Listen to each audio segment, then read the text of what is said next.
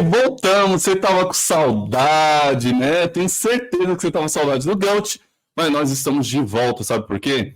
Porque nunca esqueceremos da nossa audiência e das pessoas que sempre querem estar aqui conosco, dos empresários, dos influencers, das pessoas que querem se conectar, network. Afinal de contas, uma coisa que eu descobri aqui, tá cheio de gente aqui, tá?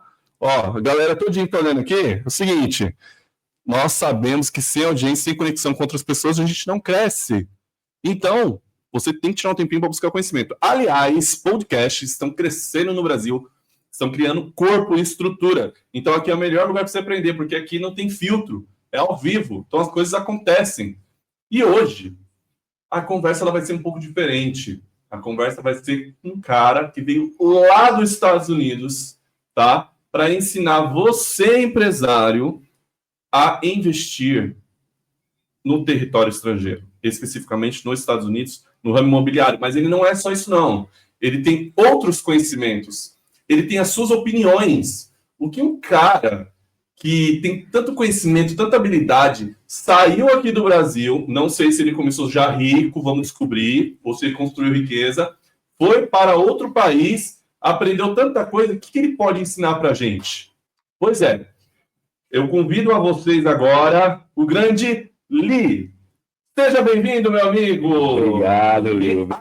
Li Aguilar. Obrigado. Lio Arthur, Lio Aguilar. Quase uma dupla sertaneja.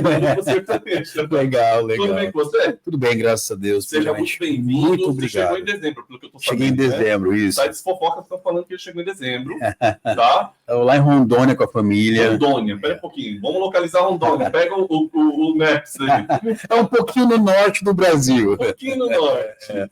E como que você, de Rondônia... Vamos começar a sua história. Primeiro, você nasceu em família rica? Não, de maneira alguma. Pobre mesmo, muito pobre. Inclusive, sou adotado. Não acredito. Não, peraí, vamos começar já a história aqui. Você que tem dúvida, já vai perguntando para o nosso amigo aqui, tá? É a sua oportunidade. Yes. Peraí, você é adotado. Em família pobre ainda. Pobre, criado em fazenda. Criado em fazenda. No interior do Amazonas, apesar de ter crescido em Rondônia, mas assim, totalmente o improvável. Gente do céu, não, agora o pessoal não tem desculpa mais para dar certo na vida. Peraí, você nasceu no interior do Amazonas. Do interior de Rondônia. Rondônia. Verdade, eu sou de Porto Velho, Rondônia. E a nossa fazenda era no interior do Amazonas, que ficava 45 quilômetros de Rondônia. Rodar. Ninguém ia te encontrar nunca. Não, é totalmente improvável, Lio. Totalmente. Sem internet. Sem perspectiva, internet. Sem disquete. Para você ter uma ideia, eu pensava que Nova York era um bairro de São Paulo. Não acredito. Esse era o meu nível de informação. Não, posso falar uma curiosidade para você? Pode. Eu fui fazer uma ação beneficente que fui para Jequitinhonha. Sim. Aí eu cheguei em Jequitinhonha, a gente tinha que ficar em Jequitinhonha numa escola hospedado para depois pegar um caminhão para ir para os quilombos. Caramba. Quando eu cheguei lá, o pessoal olhava para mim e falava assim: primeiro parece Jesus, né? Não era. Aí eu chegava para mim, The Chosen, pior, falo isso. E aí eu cheguei lá e o pessoal falou: como que é aqueles prédios assim? Sério? Tudo brilhando, tudo maravilhoso. É igual aos filmes? Uau. Eu falei, pô, não tem filme disso. Não. Então, é verdade. É muito legal isso que você está falando. Essa era a sua visão. Era. Eu não tinha, assim, muita perspectiva além de crescer. Eu não conhecia dinheiro. Nós tínhamos gado. A gente achava que aquilo ali era uma riqueza para nós. Eu não tinha necessidade, né? Claro, mas para nós, especialmente para mim como uma criança na época, eu achava que aquilo era o suficiente, que todo mundo vivia igualmente como eu.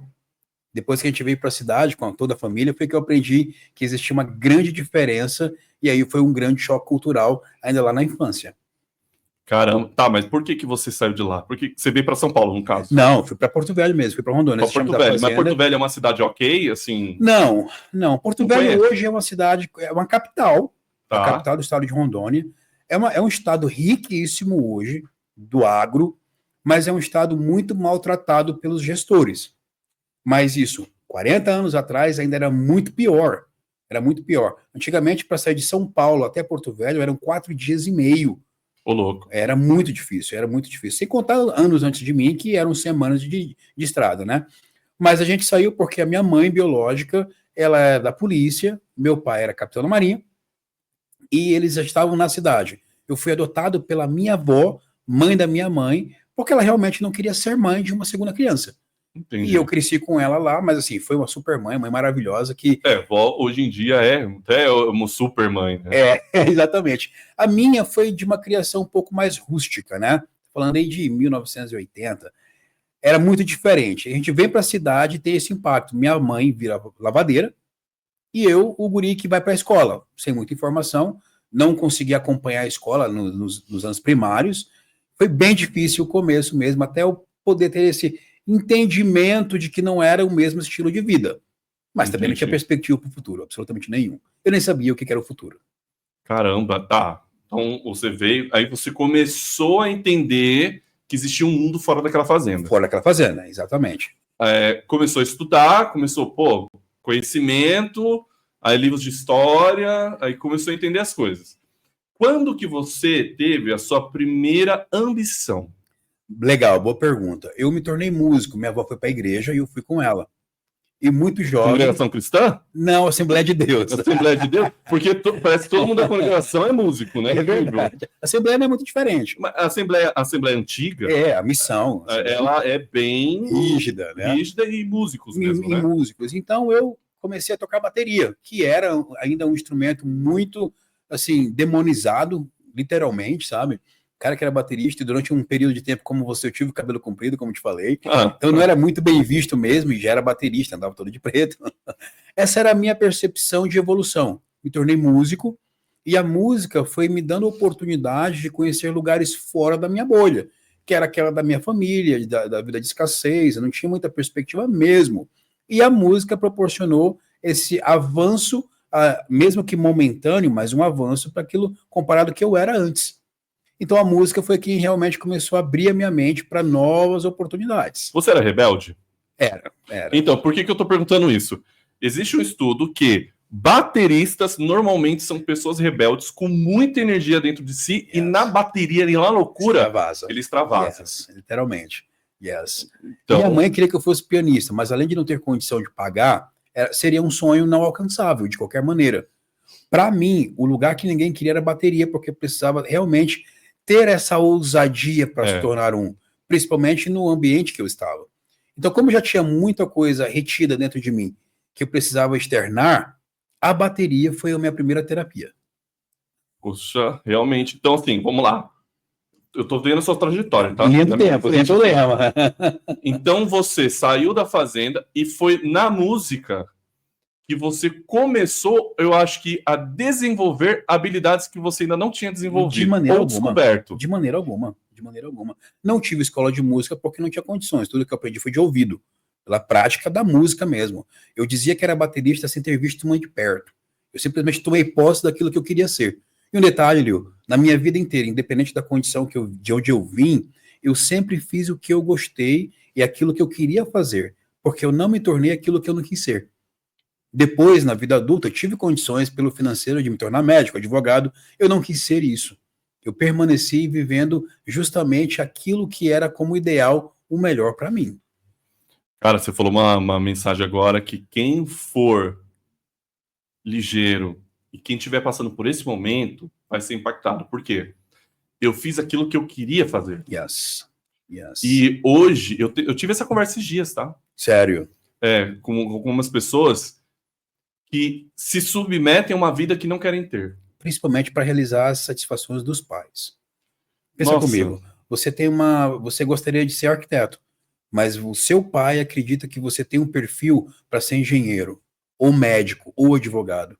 E aí nós somos geralmente criados e direcionados a fazer aquilo como sendo aquilo melhor para nós. Claro que eles sempre sabem o que é o melhor para nós. Agora, é importante ouvir a opinião do filho, pois o engajamento do ser individual com o universo, ele não parte a partir da decisão de alguém sobre mim, mas daquilo que eu espero ser como um ser humano individual. Eu ousei, eu busquei essa oportunidade, porque se fosse pelo desejo, de novo, imagina, minha mãe queria que eu fosse pianista, ela não tinha condições de pagar e ela não queria aceitar que eu fosse baterista. Se eu fosse viver a expectativa dela sobre a minha vida, eu seria alguém que não conseguiu viver o sonho de ser pianista, mas não teria me tornado músico. Então, você tá falando tanta coisa especial, porque, assim, outro ponto que você falou agora, os nossos pais são maravilhosos pra gente, São. mas a gente tem a nossa vida, né? Tem. E as nossas escolhas. Tem. Então, beleza, você virou músico. Fui lá. Tá. Com que idade? 12 para 13 anos. Novo até, viu? Muito novo, muito novo. Né? Então, para aquela época, nossa, 12 anos tava chupando dedo em muita gente. Mas eu praticava muito, então logo cedo também eu entrei em evidência. Começou a ir estudando. E estudando. Você não parou, você terminou a escola? Terminei. Não terminei aqui, a minha escola mesmo terminei nos Estados Unidos já. Então peraí que não vamos pular para lá, não. O seu salto do Brasil para os Estados Unidos foi de lá mesmo? Foi de lá. Foi de lá. Não, aqui o que me levou foi uma segunda oportunidade que eu tive como sonho pessoal aqui.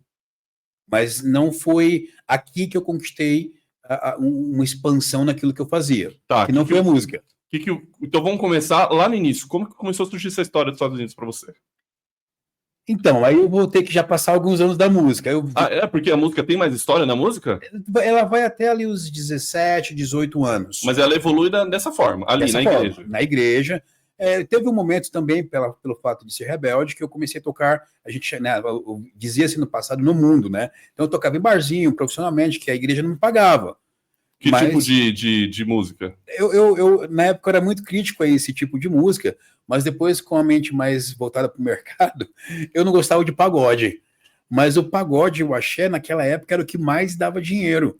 Não, hoje os empresários, tudo que trabalham comigo aí, eles gostam eu vou no churrasco deles, é só pagode, axé, né? Mas eu era o cara do rock.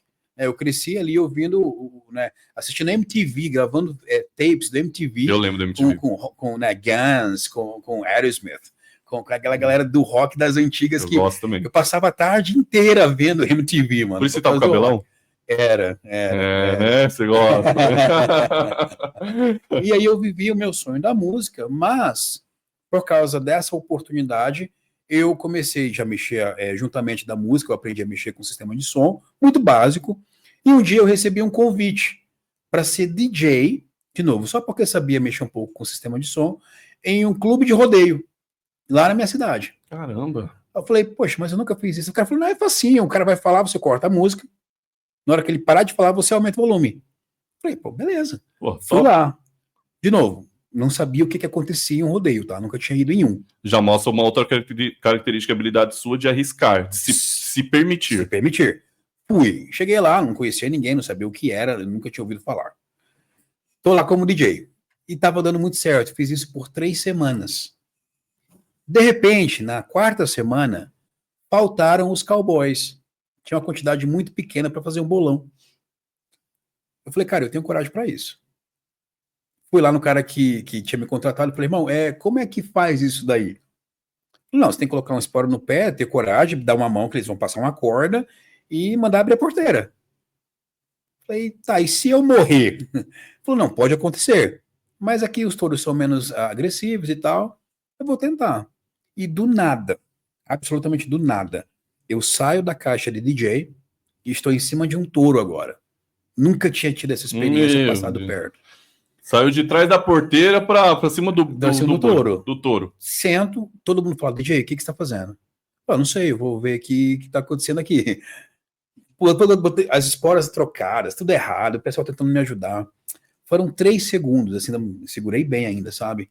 Naquele dia, naquela experiência, eu falei, é isso que eu quero para minha vida. Porque ali eu novamente voltava a extravasar.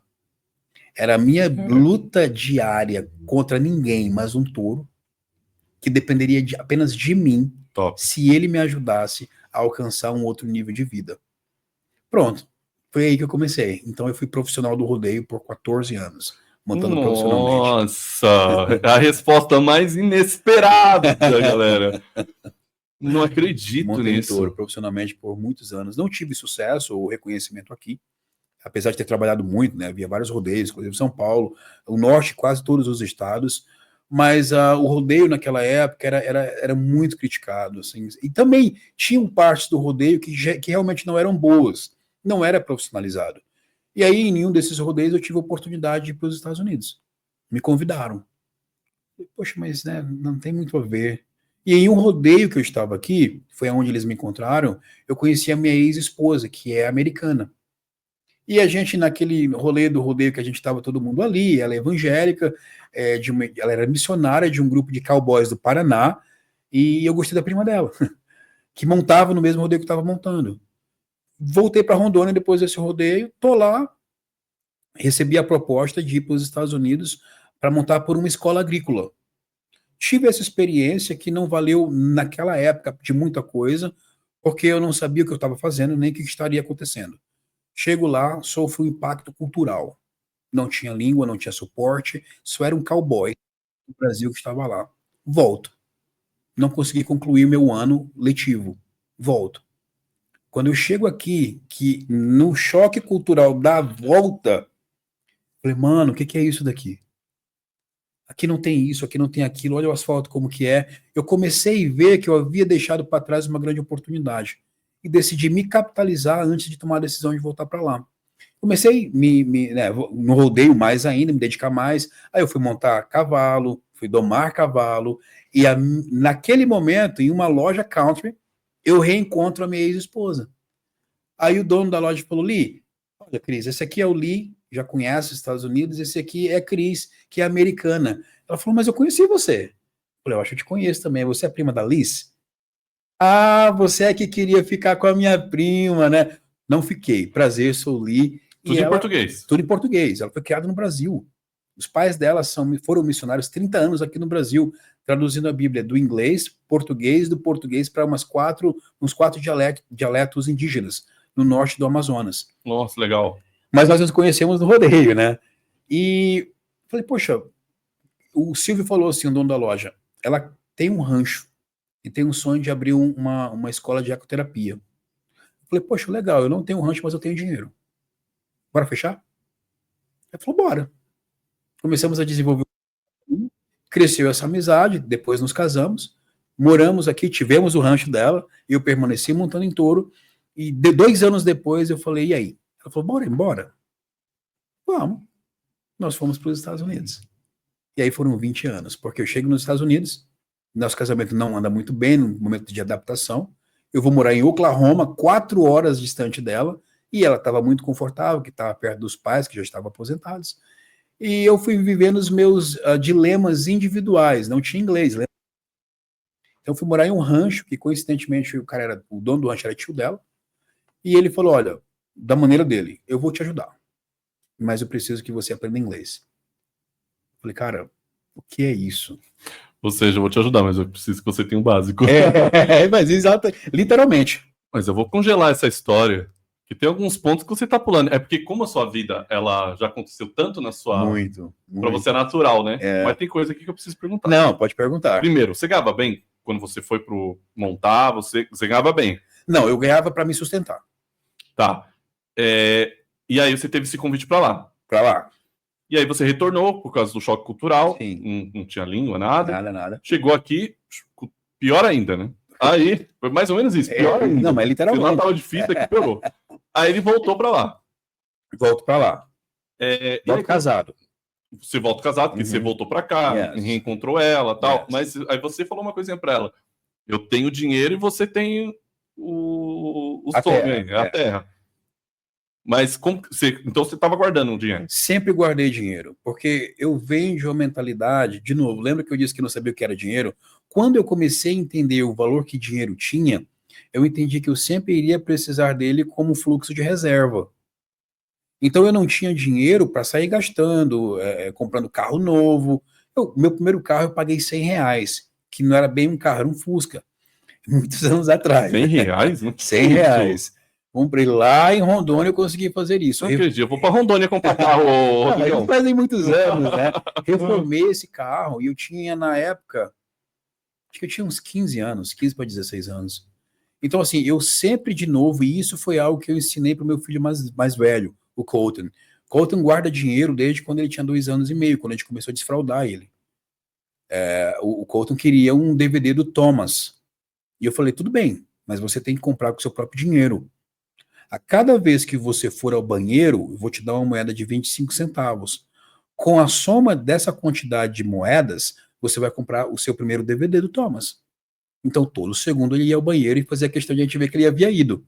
Isso fez com que ele entendesse que guardar dinheiro naquela época valeria a pena. Com uma certa idade, ele começou sozinho a investir na compra de gado, de gado enjeitado, através da mãe dele. Ele começou a comprar bezerro por $25 e depois de 2 anos ele vendeu o primeiro bezerro, comprou 4, dos 4 ele comprou 8 Caramba. e foi multiplicando. Com 16 anos, o Colton tinha mais de $30 mil. Nossa. Um menino de 16 anos. Então, aonde você aprendeu isso? Guardar dinheiro? Alguém te ensinou? Não. Não. Sabe o que é engraçado? De novo, eu cresci na igreja, né? Lembra disso? Sim. Eu ouvi muito a história de José do Egito. José, ele veio para o Egito como um escravo, sem identidade. Ele era o escravo. Ele não era alguém, ele era um escravo, junto de outros. Sim. Então, de maneira igual, ele poderia ter se submetido àquela condição. O que José teve igual aos outros que ele usou realmente da oportunidade? Antes disso, ele se submeteu a conhecimentos daquilo que ele fazia dentro da casa dele. Então, eu vi a minha avó guardando dinheiro para o amanhã. Eu não sabia qual era a importância dele, mas eu sabia que em algum momento ela iria precisar.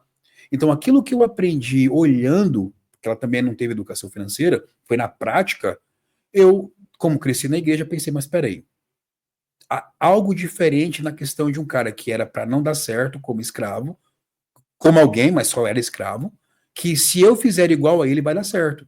Então, o que eu comecei a criar? Eu gerava oportunidades para eu ganhar mais dinheiro. Então, eu não era só o cowboy.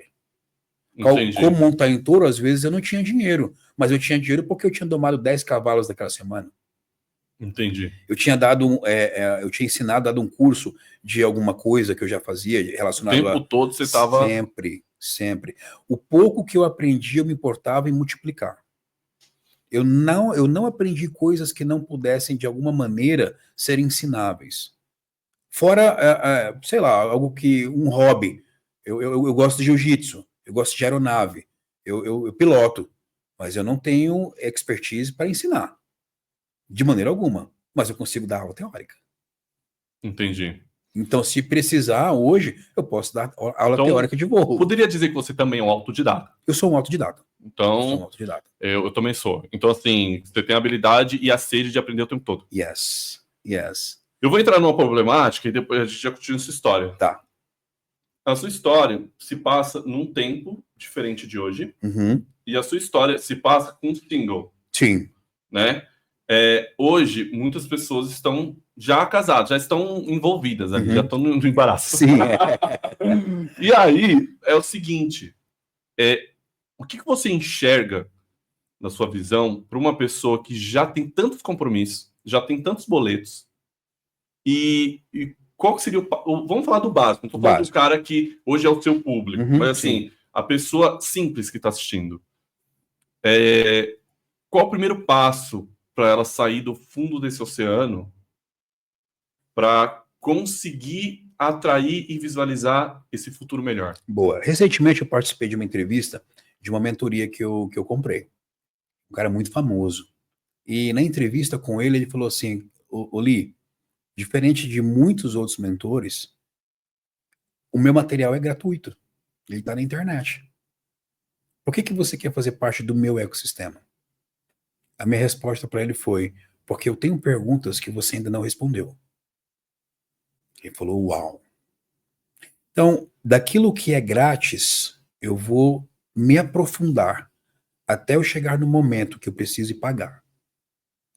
Se as pessoas acham que elas só vão conseguir conhecimento ou criar uma oportunidade porque estão pagando, principalmente para quem não tem dinheiro, ela só está dando uma justificativa para a condição dela.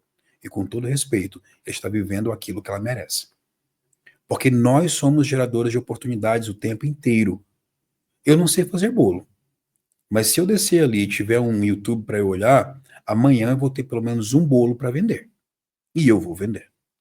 Então, se não for a partir de mim, é muito difícil eu esperar que o universo faça por mim. Rodrigão, vou falar uma palavra. Putz. Caramba, essa foi sensacional, hein? Essa foi top. Bom, vamos voltar para a órbita e vamos continuar a sua jornada. E aí você foi para os Estados Unidos definitivamente. Casado. Casado. Ligeiro, pegou a americana, né, ô Rodrigão? Ligeiro, né? Foi ela que me pegou, né? Não sei não, viu? Mas você chegou lá, beleza. Aí tava num momento ali meio down. E aí você foi para outra cidade. Fui. Chegou lá, você teve uma pessoa que disse que ia te ajudar. Tive. Quantos anos? Puxa, não lembro, faz muito Mais tempo. ou menos. 20... Não, quantos anos você tinha na época? Então, 21, eu acho. Por aí. Não lembro, faz muito tempo. Era uma idade significativa, vai. Já era maior. Uma idade significativa. Cara, ele foi seu mentor? Pro inglês, sim. Porque através daquilo que ele me ensinou, depois eu desenvolvi a minha metodologia de inglês. Então me explica melhor isso aí. Tá. Bom, ele tentava falar comigo por linguagem de sinais. Eu não entendia nada. No dia que eu respondia a alguém hi, eu nem dormia à noite. Isso era meu nível de inglês. Eu não tinha nada. Inglês na escola sempre foi a minha pior matéria. Mesmo. Eu quase reprovei em uma matéria que não reprova. Pra você ter uma ideia. Um dia, ele falou, eu acho que ele falou, né, que foi o que eu entendi pela expressão corporal. Cansei disso. Entrou numa conveniência, ele trouxe de lá um dicionário e ele trouxe de lá um livro, Cowboy. Falou, você vai ler esse livro e anotar as palavras que você não entende, vai pesquisar no dicionário e a gente vai montar uma frase. Quero que você memorize ela. Eu anotei a página inteira, que eu não entendi nada. Eu demorei uma média de 2 meses e meio para ler uma página inteira. Porque eu memorizei tudo que estava sendo dito. Na memorização, eu sozinho entendi uma coisa. Que por mais que eu estivesse vendo o significado daquela palavra, eu precisava parar de traduzir. Então, suponhamos que lá na frase, na sentença, tinha a palavra carro. Eu olhei para ele e falei em português. Ele não tem ideia do que eu falei para ele na época, né? Eu falei, isso daqui não é um carro, Kevin. Isso daqui é um car. Ele olhou para mim e falou, yes, car. Eu falei, oh, glass. Não é vidro. Ele falou, yes. Yes, that's actually a window. E aí eu comecei a fazer uma conexão por associação. E aí eu juntei o contexto inteiro do que eu havia escrito da primeira sentença. E sem entender todas as palavras, eu entendi o que a sentença queria dizer. Então, anos depois, eu consegui entender que, através da associação, ninguém aprende inglês, pelo menos da conversação.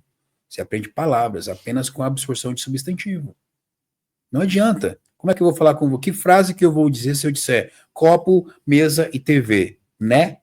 O que eu disse? Nada. Mas se eu disser o copo está sobre a mesa, perto da TV, não é. A estrutura verbal faz sentido para que os substantivos tenham sentido dentro da sentença. E eu comecei a entender isso por associação, sozinho. Menos de 1 ano depois, era eu quem acordava ele, pegava a chave da caminhonete, levava para colocar diesel, trazia, pagava as contas da casa e me tornei gerente do rancho dele. Uma imersão mesmo. Literalmente. Ou era isso, eu passaria fome. Quantas vezes eu fui para um rodeio que não sabia onde era, porque estava escrito no mapa, mas era em outro estado, só que o nome da cidade era igual. Porque eu não sabia inglês. Ou eu aprendia, ou ia passar fome. E na minha época não tinha GPS, não tinha Google Tradutor, não tinha telefone de boa acessibilidade. Para eu ligar para casa, na época minha mãe viva ainda, eu tinha que comprar um cartãozinho no posto, que eu só podia ligar para o convencional, não podia ligar para celular, que né, no início nem dava, depois dava, mas assim, um cartão de 20 unidades demorava 2 minutos. Então eu ligava para casa uma vez por semana só. E isso tudo foi assim, uma gasolina para eu avançar para o próximo nível. porque eu não queria ninguém fazendo as coisas por mim. Quando eu volto para o meu relacionamento, que ela descobre que está grávida, nós já não estávamos mais conectados. Existia uma amizade muito boa, e eu sou muito amigo dela. Inclusive, ela casou 3 semanas atrás, muito feliz por ela. Mas ela já não estava mais disposta a ser a mulher que poderia ajudar um homem a crescer. Entendi. Então eu tinha que me virar. E eu fiz isso acontecer. Principalmente depois que o Colton nasceu, o que eu fiz? Eu honrei o cara que foi, como você disse, o meu primeiro mentor. O segundo nome do meu filho é Kevin. E para mim foi uma honra poder fazer isso por ele. Que quando ele ouve hoje falar sobre a história do Colton Kevin, ele lembra foi porque um dia eu ajudei alguém que era um improvável. O improvável. Yes. Fortíssimo. Você falando, você tem tanto ensinamento. Primeiro ensinamento que eu vejo aí que você passou é o seguinte: quando tudo diz que não, ou quando a sua única opção é fazer alguma coisa, Você vai fazer. você vai fazer. Você não tem opção. Você não tem opção.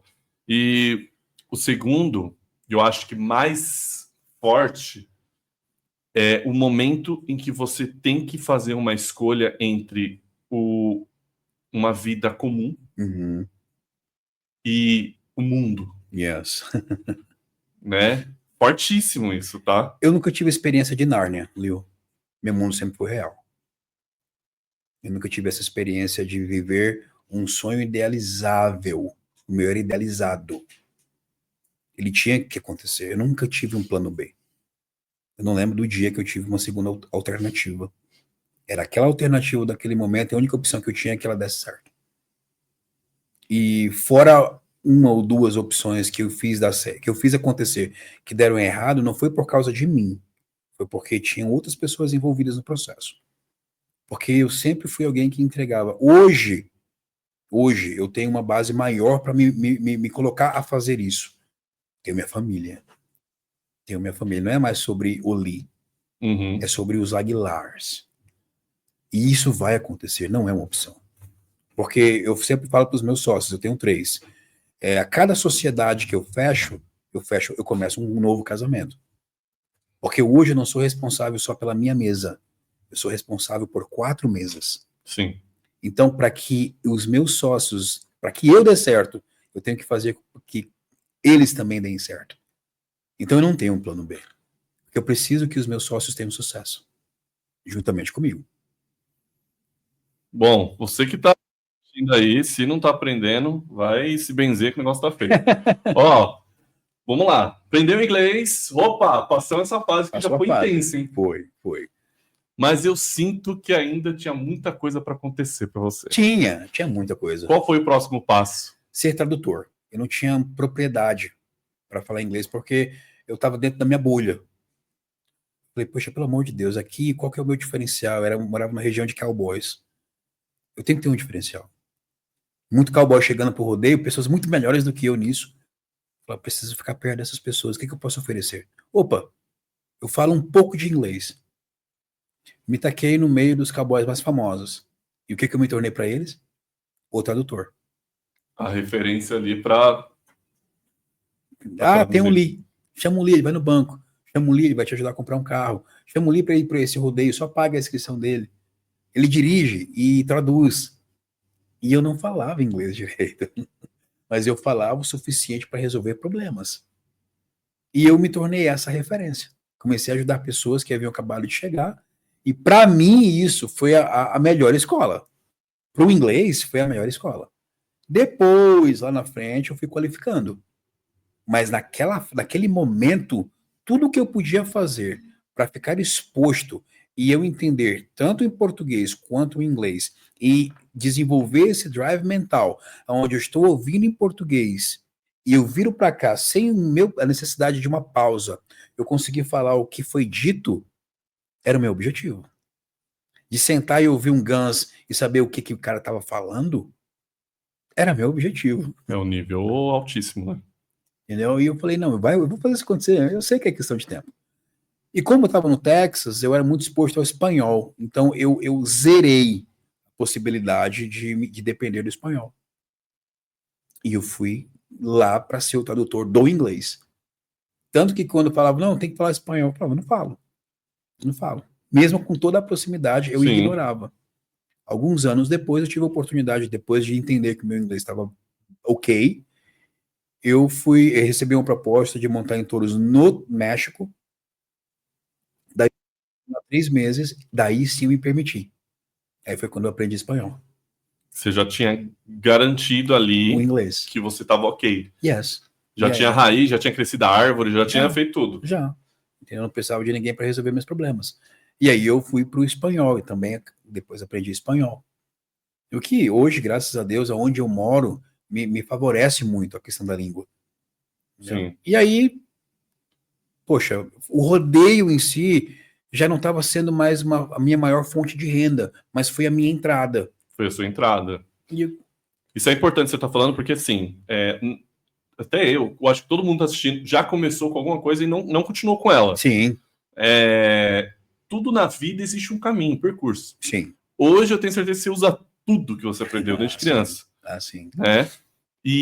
Mas, então você saiu do rodeio, você começou ali a administrar, tal, tradutor. Como que você foi enxergando oportunidades para o business que você está hoje? 2008 chega a bolha e as pessoas começam a perder as casas. 2008 eu já estava divorciado da minha primeira esposa, morando em Dallas, estudando. Comecei a fazer, nessa época, o primeiro curso que eu comecei de faculdade foi enfermagem. Reprovei no primeiro semestre. Era muito confuso, era fora do que eu imaginava para mim. E apareceu uma oportunidade, uma propaganda na televisão de um curso rápido. A internet estava começando a ser algo mais acessível. Um curso rápido de real estate, investimento imobiliário. Poxa, eu gostei disso, né? Barato, eu tinha condições de pagar. Comprei o curso. O curso era maravilhoso. E se eu tivesse, naquela época, em 2009, que foi um ano depois da bolha, se eu tivesse permanecido no curso, eu não teria perdido o dinheiro que eu perdi. Eu aprendi o que eu precisava aprender no curso e comprei a minha primeira propriedade nesse sistema, que era um sistema de foreclosure. Leilão, mas de foreclosure só. Beleza, comprei por $1, minha primeira casa. $1, mas aí tinha aquelas linhas menores, que daí depois, com a prática, eu fui aprendendo que eu tinha que pagar o imposto, né? A gente chama de IPTU aqui. Fui pagar os impostos da casa. A casa saiu para mim por $5.001. Se $1 está falando é aquele primeiro ali. Né? Foi do leilão, foi o que eu arrematei a casa. Arrematei por $1. Meu Deus, $1? Mas o catching primário ali é que ela tinha uma dívida na prefeitura. É só para arrematar, não é sua ainda. Tirar do leilão. Tira do leilão, aí você assume as dívidas ali, né? Você tem que pagar. Tem que pagar. Tá. Beleza, peguei, era uma modalidade que ela te entregava a casa justamente nessa adaptação do setor imobiliário, que o banco perde a prefeitura, quem que perde? Essas casas vinham pra gente free and clear. 15 dias depois eu vendo a casa e levanto capital de um pouco mais com o que eu investi, quase $30.000, chamo um investidor do amigo do rodeio. Do contrário de eu voltar para o sistema que eu havia aprendido, o eBay estava em alta. E nessa época eu estava trabalhando como part-time, como um bico, compra e venda de carro de leilão. Comprava de um leilão, vendia em outro. Depois que você aprendeu lá. Depois que eu aprendi lá. Então você se interessou, né, pelo Fui leilão. Aprofundando. Conheci alguns brasileiros que estavam fazendo isso, estavam em Dallas, a comunidade brasileira é muito maior, e esses caras me deram oportunidade, que como eu era bom de gestão, assim, já de organização pelo menos, não sabia o que era gestão em si, não se falava disso na minha época, pelo menos não era informação que chegava a mim. Eu comecei a organizar umas empresas muito pequenas de alguns brasileiros que estavam ali, e esses caras foram me dando oportunidade, eu não recebia, eles pagavam o meu aluguel e me davam um carro para dirigir. E para mim estava ok. Eu queria o know-how. Eu simplesmente, do contrário de voltar pro leilão, eu vou pro eBay, onde eu vendia carro, e tinha algumas casas sendo vendidas. Compro a casa e era um esquema. Era uma fraude. E eu perdi o meu dinheiro e o dinheiro do investidor. Aí para mim pesou muito. Pesou muito, porque eu tive que devolver o dinheiro do rapaz, que que não era culpa dele, mesmo não sendo culpa minha, mas eu assumi a culpa sendo minha porque eu deveria ter voltado para onde eu aprendi, para onde deu certo. Imaturidade, falta de direcionamento e só aquela ousadia que eu tinha vivido a minha vida inteira, sem uma necessidade de recalibragem. Foi aí que eu aprendi que é preciso recalibrar às vezes. Prendi o cara por telefone. Minha ex-sogra e eu conseguimos fazer assim. Ele estava lá em Kansas e nós no Texas. Eu movi assim céus e terra. O xerife prendeu ele. Ele chega na delegacia, não tem nada no nome. Sai de lá rindo da minha cara. E o xerife falou: Lee, eu sinto muito, mas eu não tenho nada para. Não é sustentável o que você tem, porque não existe um crime cibernético aqui. O crime aconteceu no Texas, não foi aqui em Kansas. Tem essa lá. Tem essa. E aí eu perdi meu investimento. Foi alto? $30 mil. Naquela época era um bom dinheiro. Pô, 30 mil dólares. Era um bom De dinheiro. $1 para 30 mil dólares eu ia chorar, hein, Rodrigo? Decidi virar policial. Falei, eu vou fazer isso por justiça. Eu tinha uma família com background de polícia mesmo. Eu vou virar policial. Engraçado, né? Você ia pegando as coisas que aconteceram na sua vida, meio que com, você falou, um combustível mesmo, né? Eu canalizava. Canalizava ali o negócio. Eu vou proteger aquele que não está sendo protegido. E fiz justiça criminal. Fui lá, fiz a minha primeira academia lá no Texas. Beleza. Não deu muito certo para minha polícia no Texas naquele momento. E já estamos falando aí já de 2010 para 11. Minha mãe me liga pela primeira vez na vida. Minha mãe adotiva, minha avó, né? Eu não tô bem, filho. Eu preciso que você venha aqui. Falei, poxa, mãe, esse ano eu tô terminando, tô sendo departamento aqui. Falei, tudo bem, mas eu preciso que você venha. Fui no ano seguinte. Ela realmente não estava bem, ela estava com câncer no cérebro. Chego lá, estava solteiro, deu muitos anos já, né? Bem divorciadão mesmo. Eu reencontro o amor da minha vida, que é a minha mulher atual, minha esposa atual. Deixa eu adivinhar.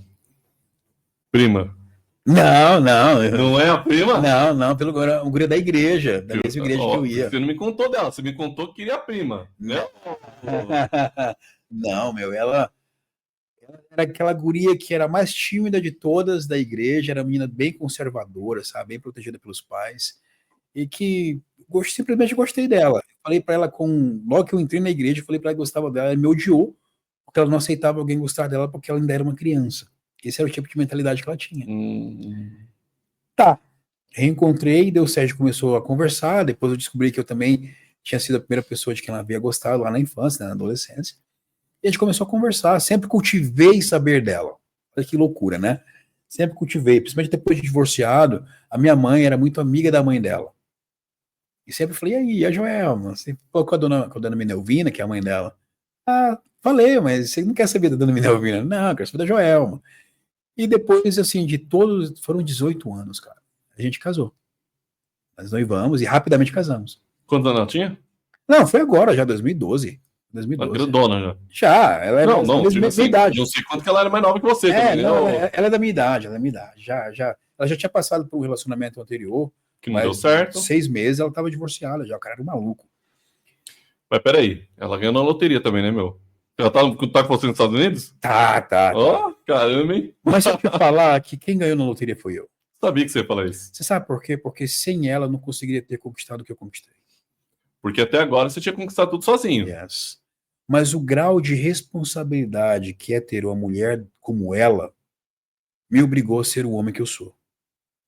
Porque eu tinha sido um menino. E fui durante o meu casamento, já ainda casado com ela, várias vezes. Até agora o momento, o que você falou é tudo muito inspirador, mas é tudo bem arriscado muito também. Arriscado. Para um homem solteiro e simplesmente o cara que gosta da adrenalina da vida, tá ok. Mas para você casar com uma pessoa super conservadora, que ela já havia conquistado, ela é psicopedagoga, especialista em autismo, ela já tinha a vida dela, ela não precisava de mim. Eu tinha que equiparar de alguma maneira. E uma das maneiras foi, eu larguei o rodeio de uma vez por todas. Normalmente a mulher, ela tá uma... É bem mais evoluída. Eu larguei de uma vez por todas, me dediquei a outras coisas. Então, nesse período de cuidar da minha mãe, eu precisei ficar no Brasil. E eu não tinha. Aí foi quando caiu a real, eu não tinha nada para oferecer para o Brasil naquela época. Nada. Na minha certificação de policial não era válida. Daqui, quer ver um mico que eu paguei? Logo que eu cheguei, eu peguei um currículo e levei no departamento de polícia. Não acredito que você fez isso. E o cara era amigo da minha mãe, né? Minha mãe era policial civil, minha mãe biológica. Cheguei lá, olha, tudo bom, doutor Nilson? Eu sou o Lee, filho da doutora Sueli. Oh, legal, bom te ver, tô nos Estados Unidos e tal. E eu trabalhei como policial lá, que é o meu currículo. Ele pegou, claro, olhou. Pô, Lee, parabéns, cara, legal. Eu peguei o currículo de volta e olhei e falei, então, vocês estão contratando? Putz. Tá... Não, tá certo que o brasileiro deve ter brilhado os olhos, né? Mas contratar não tem como, né? Cara, ele riu. Você tá de brincadeira com a minha cara, Lee? Eu falei, não, eu não entendi o processo de contratação daqui. Não tinha a mínima ideia. Na verdade, você saiu muito No novo, tempo. né? Aí falou, Lee, aqui é concurso público, irmão. Você tem um currículo maravilhoso. A maioria dos meus policiais aqui não chegam perto do que você tem aí. Mas não vale pra cá. Aí foi o choque de realidade, de verdade. Voltei pra casa, assim, acabado. Acabado. O que mais que eu ia fazer? Tipo, aqui não tem nada, né? Eu acho que essa parte, nem o Rodrigo e a Nath sabem ainda da minha vida. E é a parte super engraçada. Sabe o que me apareceu para ganhar dinheiro nesse período que eu pensava ficar aqui? Ah. Representante de moda íntima e sex shopping. Nossa, que delícia! Pensa num cara que entendeu de calcinha sem fio, bojo, por um bom tempo fui eu. Caramba, eu você tem muita coisa igual, cara. Incrível. Eu juro pra você, cara. E por que essa oportunidade para mim foi muito importante, Lio? Porque ela pagava por semana. E era o estilo de vida que eu tinha nos Estados Unidos. Eu ganhava por semana. Sim. Tudo que eu fazia. Falei, tá, nunca fiz, mas vocês dão treinamento? Sim, damos. E eles me treinaram e eu comecei a trabalhar como representante. Eu não vendia diretamente. Eu contratava as mulheres sacoleiras, eu batia de porta em porta. Já começou diferente, já. Batia de porta em porta e tinha que convencer essas pessoas a ganharem dinheiro juntamente comigo. Então eu passava uma boa parte do dia batendo de porta em porta, oferecendo as sacolas que eu preparava para elas de calcinha e sutiã. Elas vendiam, ganhavam uma porcentagem, eu ganhava a minha. Nas primeiras semanas foi um salário ok, R$200, R$300, mas não dava para manter o que eu queria. Um dia, eu assim, decepcionado com o que eu estava fazendo, eu estava numa reunião com o meu a gerente da época, o Thiago, e eu vi uma revista escorada, assim, um monte de revista. Eu falei, Thiago, para que são aquelas revistas ali?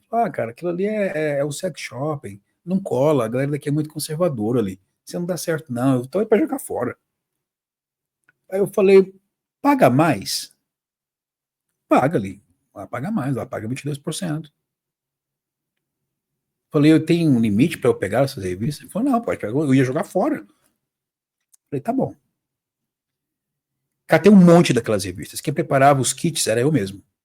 Voltei para casa e preparei mais kits do que eu tinha pego para aquela semana e coloquei um monte de revista. Uma por cada, né? Mas eu coloquei, eu acho que tinha 30 sacolas naquela semana. Coloquei as revistas dentro de cada sacola. Para cada sacoleira que eu entregava uma sacola, ou principalmente para as que eu fui nas primeiras, que já tinham feito como chama quando você faz algo novamente? Já estava pegando pela segunda vez, que eu já sabia que vendia mesmo. Ofereci 2% a mais daquilo que ela ganharia, que era o meu limite para oferecer para ela. Então, se eu ganhasse 22%, eu ofereci e eu ganharia 20% só. 20%, ok. Né? E ninguém sabia, eu tinha liberdade de fazer isso. Sim. Na minha primeira semana de coleta, eu ganhei R$8.000, só do sex shopping. Nas calcinhas, eu continuei com R$300. Ano? Semana. Na semana. Uhum. Mas qual era o ano? 2012. Pô, é dinheiro na época, hein? R$8.000 em Rondônia, irmão. Caramba, que o Rondônia tá bombando também, hein? O sex shop tá rodando bem lá em Rondônia, hein? Aí eu consegui replicar isso por 2 meses. Toda semana eu batia 8, 10 mil, 8, 10 mil, 8, 10 mil. De lucro. Fora que eu gerava para a empresa. No final desses 2 meses, 3 meses, eu lembrei que eu tinha uma cunhada que trabalhava em um motel. Eu falei, vou expandir esse negócio. Pedi para ela deixar eu falar com o gerente, o proprietário do motel. E aí, do contrário de eu fazer sacolas de sex shop para as sacoleiras, eu deixava sacola para gerente de cada motel. E elas tinham acesso à revista de sex shopping. Então elas fechavam um pedido de sex shopping comigo. Eram 12 motéis. Eu fui de 8 para 16. Semana. Meu Deus. Sem, assim, e aí de repente eu saí do último pro primeiro do sex shopping naquela empresa. E foi aonde as coisas começaram a acontecer para mim. Só que, de novo, eu tinha acabado de voltar para o Brasil. O meu corpo não estava acostumado com o alto nível de calor que é em Rondônia. Eu fiquei doente por várias semanas. Cheguei a trabalhar com soro no braço. Dirigi com um braço só e o outro com soro aqui. Vocês falavam, esse cara é doido. Quem que faz isso, meu? E eu fazia. Mas eu parei de produzir. E uma empresa que ganha-se por produção, o que aconteceu? Eu casei na quinta-feira, saí de lua de mel para uma viagem no interior, sexta, sábado e domingo. Quando eu chego na segunda-feira, eu sou demitido. E eu falei, tá. Não, eu entendo. Eu estava em um contrato rápido de entregador de salgados. Já tinha um carro melhor. E aí, nenhuma dessas entregas de salgado, eu fui entregar um salgado em uma escola pública, onde, coincidentemente, uma prima trabalhava lá. E ela me viu. Falou, ué, o que você está fazendo aqui? E eu toda alegre por ter visto ela. Eu estou entregando salgado. Meu Deus. Você foi para os Estados Unidos para mudar de vida, você está morando aqui agora, vendendo, entregando salgado que não é nem teu. Cara, aquilo foi um tapa na cara. Isso é osso, ouvir isso aí. Aí eu falei, olhei para ela, falei, poxa, tá, é muito bom te ver. Só que eu quero que você lembre de uma coisa, você está me vendo aqui hoje, eu quero 2 anos. Daqui a 2 anos eu quero ver onde eu vou estar e aonde você estará. Eu vou passar aqui, o teu carro vai estar lá, porque você vai permanecer aqui. Eu quero te encontrar daqui a 2 anos. Provavelmente você vai se arrepender do que disse. E aquilo entrou no meu coração assim, eu falei, não é só isso que eu quero, não. Saí desse lugar para deixar um salgado em uma padaria de bairro. O cara fazia um pão delicioso. E eu lembrei que uma das minhas cunhadas tinha acabado de comprar um terreno em uma área de invasão, que não tinha mercado. Liguei para ela e falei, você deixa eu vender pão aí de manhã? Deixo. E se eu entregar, se eu deixar para você vender e eu te pagar, você faz para mim? Ela falou, faço. Eu conversei com o cara, eu comecei a pegar pão dele e entregar lá de manhã para ela vender. Na primeira semana, o meu lucro eram centavos, centavos Sim, por pão. imagino. O meu primeiro lucro daquela semana foi R$ 75. Dei o dízimo e fui comprar o resto dos pães para outra semana. Segunda semana, 250. E nunca mais, por um prazo de 6 meses, 7 meses, eu soube o que era ganhar só R$ 75.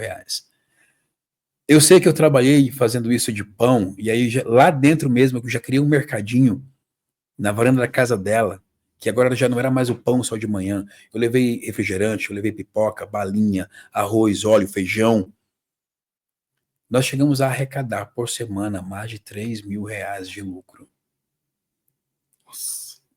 E com um produto com um ticket baixo, vendeu muito. Muito, muito. Só que aí eu não estava satisfeito. Como eu tinha tempo, eu falei para minha mulher, se eu colocar cachorro quente, você vai para lá comigo à noite? Ela falou, vou. Eu comecei a fazer cachorro quente. Então, quando ela fechava o comércio, que a gente chamou de comércio, que era literalmente na varanda da casa, eu pegava e preparava o cachorro quente e botava lá na frente. E ela tinha uma latinha assim, com aquela de pressão, né? Que era uma corneta, né? Eu saía andando nas 2 ruas ao redor da casa dela, gritando cachorro quente, e buzinando aquela buzina. No primeiro dia eu vendi todos os cachorro quentes. Segundo dia já tinha encomenda. Eu sei que aquilo que a gente ganhava já no mercadinho, eu fiz 3 vezes mais vendendo cachorro quente por semana. Mas, como minha experiência como uma sociedade, mesmo sendo parente mais próximo, não foi muito boa, por problemas dali do pessoal que estava comigo, eu decidi entregar para não ter problema familiar.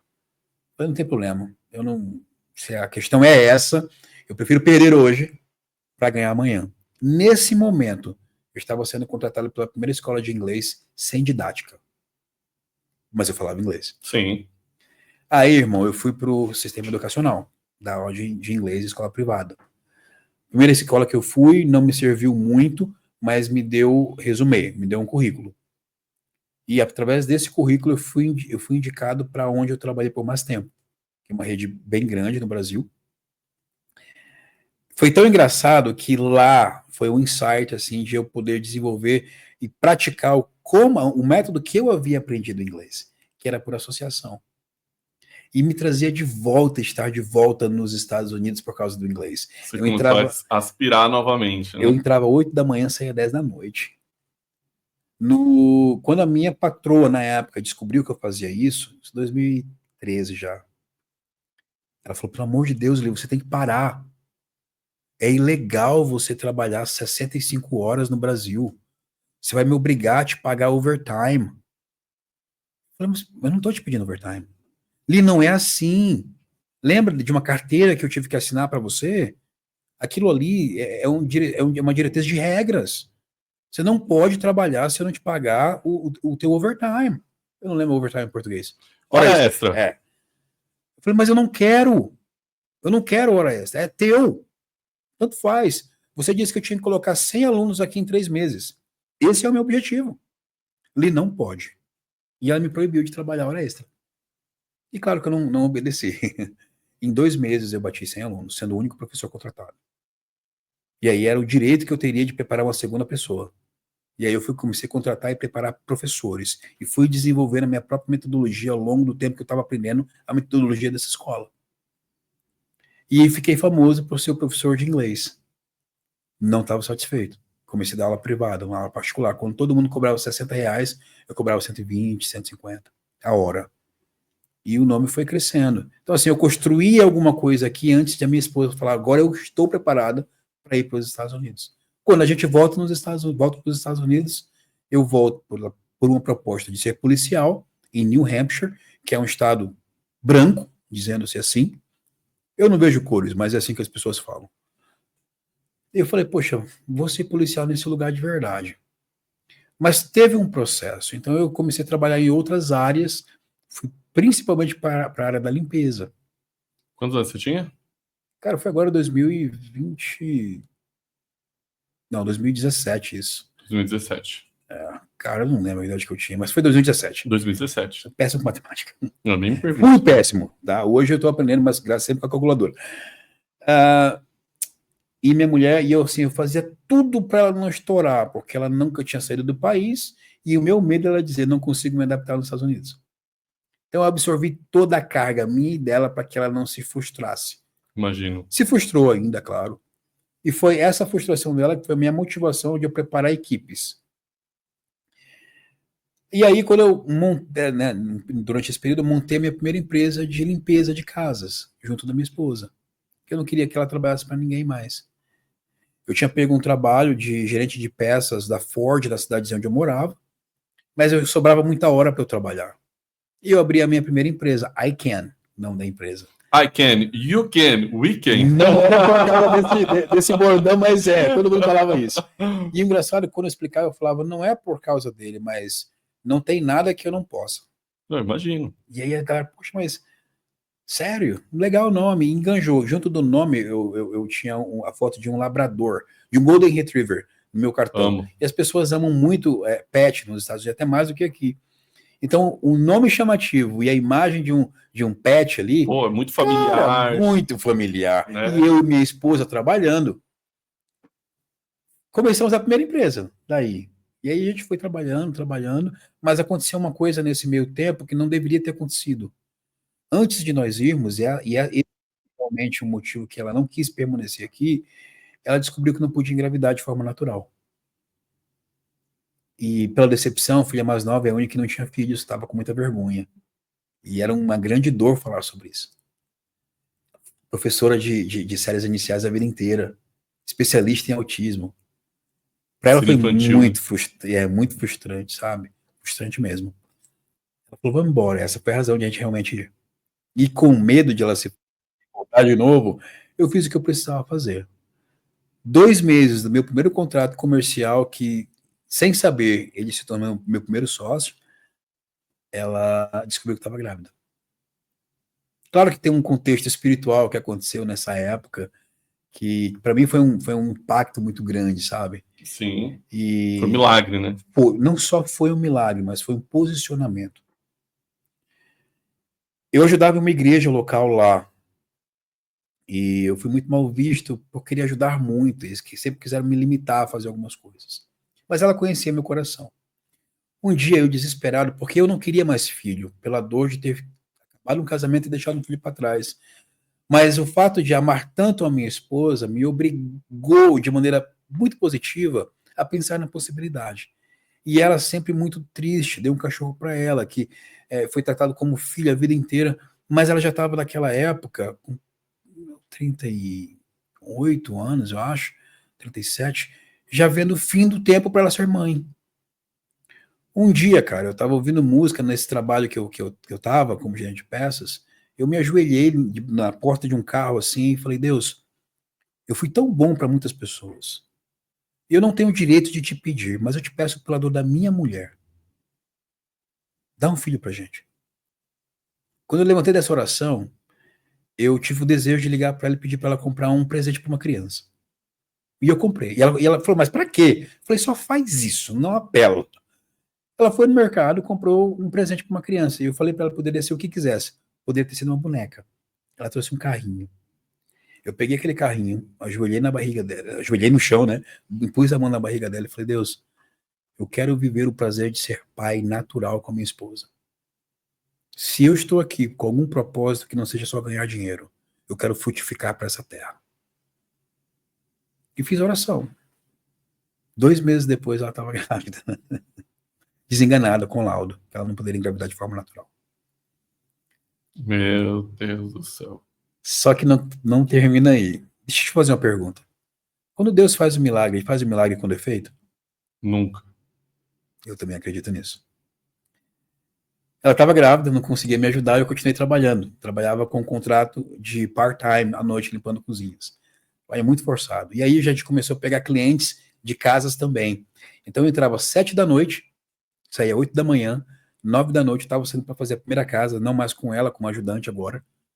Chegava em casa 4 da tarde, dormia até as 6h30, tomava banho, voltava nessa. Fiz isso por 1 ano e meio. E faria de novo, sem problema nenhum. Isaac Lee nasce dia 21 de outubro de 2019. Meu Deus, se ela estiver vendo agora ao vivo a gente, ela vai querer me bater. 2021. Não, desculpa, 2019. E aí logo em seguida veio a pandemia. E na pandemia foi a época que, daí agora sócio do Albédio, foi a época que nós mais ganhamos dinheiro. Na limpeza. As pessoas chamam de setor como chamam? De subemprego. Não é um subemprego, é um emprego maravilhoso. Claro que tem pessoas que não vão conseguir fazer, eu entendo. Mas eu não abandono a limpeza e a construção. Joelma grávida. A Isaac Lee nasce, tá indo tudo bem. De repente, ela começa a suspeitar de alguma coisa diferente, né? E tudo bem, eu entrei pra polícia, né? Nesse período de transição da Covid, como eu não parei, lembra que eu fui para ser policial em New Hampshire. Eu aceitei um contrato e fui me tornar policial. Me tornei policial e continuei também trabalhando no paralelo, já agora subcontratando pessoas e deixando meu sócio, coitado, se lascando sozinho, literalmente. Fui policial por 2 anos nesse departamento, mas durante esse processo, um dia ela simplesmente chega esgotada e fala: tem alguma coisa errada com o Isaac. E ela com medo de falar, porque eu numa pressão enorme de subir ali na polícia, um emprego que eu queria ter, né? E fui para lá para isso. Eu passei de 20 cursos que eu fiz, eu passei em 19. 13 em primeiro lugar, e não havia sido contratado. Eu falei, tá, o que você acha que é? Falou, olha, eu não quero te falar. Vamos num especialista? Resumindo, o Isaac, descobrimos que ele é autista. Mas aí, nessa descoberta prévia, você não encara muito como um fato. Vamos fazer o laudo, é aquela coisa dolorosa, ela sofrendo muito, o Isaac não evoluía em algumas coisas. Mas em outras ele era muito inteligente. E ela com medo pela insegurança natural, pelo fato de tantos homens abandonarem seus filhos e suas famílias por um diagnóstico, ela pensava que ia fazer o mesmo. Então ela não se abria comigo. E na Covid, ela perdeu o pai e não pôde enterrar, que estava lá. Então imagina como é que estava essa mulher. Sim. Entendeu? E a polícia não A me minha filha fez. nasceu na pandemia. Olha só. E Eu a sei minha, que você tá falando. e a polícia não me fez bem, porque eu queria tanto evoluir que eu sacrifiquei a minha família. Quase a gente se separou. De repente, em 2021, foi 2021, não, nós estávamos no laboratório, na clínica, e ela falou assim, no dia do laudo, o Isaac é autista. Sabe o que aconteceu conosco, Lil? Naquele dia, nós literalmente enterramos o nosso filho. E nasceu o Isaac Lee, o autista. Todos os sonhos que eu tinha projetado foram enterrados junto com aquela criança que eu pensei que seria típica. O kimono de jiu-jitsu que eu estava guardado, esperando a hora de chegar para rolar comigo, ele não... Só que teve uma coisa que eu aprendi, que o autismo não melhorou o Isaac, ele não sabe que é autista. Ele melhorou o Joel e eu. Nós somos outras pessoas depois desse laudo. Então, essa foi a maior experiência de vida que eu tive. Um dos meus maiores sucessos hoje é o prazer de ser o pai do Isaac. Meu Deus do céu, vocês que estão vendo essa história. Meu amigo, eu vou falar uma coisa pra você. Uhum. A gente não conseguiu nem chegar. Que loucura, né? Eu vou falar uma coisa pra vocês.